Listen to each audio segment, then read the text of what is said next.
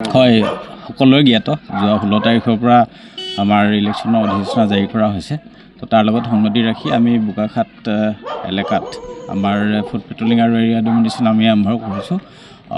আমি সমূহ বোকাখাটবাসীক আশ্বস্ত কৰিব বিচাৰিছোঁ যাতে তেখেতলোকে শান্তিপূৰ্ণভাৱে এই ইলেকশ্যন প্ৰক্ৰিয়াত অংশগ্ৰহণ কৰক আৰু তেখেতলোকে ভোটদানৰ কাৰণে ওলাই আহক।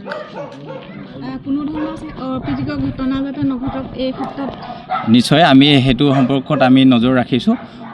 যিখিনি অঞ্চলত তেনেকুৱা ঘটনা সংঘটিত হোৱাৰ সম্ভাৱনা আছে বা আগতে তেনেকুৱা ঘটনা সংঘটিত হৈছে সেইবিলাক অঞ্চলতো আমাৰ এৰিয়া ডমিনেশ্যন আৰু আমাৰ যি পুলিচ প্ৰেজেঞ্চ আমি ৰাখিছোঁ যাতে কোনো অনাগত দিনত যি আমাৰ 9 তাৰিখে যি আমাৰ আছে ভোট ইলেকশ্যন আছে সেইদিনা যাতে কোনো অপ্ৰীতিকৰ পৰিস্থিতিৰ সন্মুখীন হ'বলগীয়া নহয়।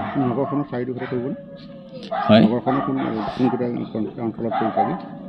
আজি আমি দগাঁও এলেকাত আৰম্ভ কৰোঁ। দগাঁও হৈ আমি বৰ্তমান আহি আছোঁ অগ্ৰাতলী হৈ আমি যিমানখিনি সম্ভৱ আমি কভাৰ কৰি আছোঁ।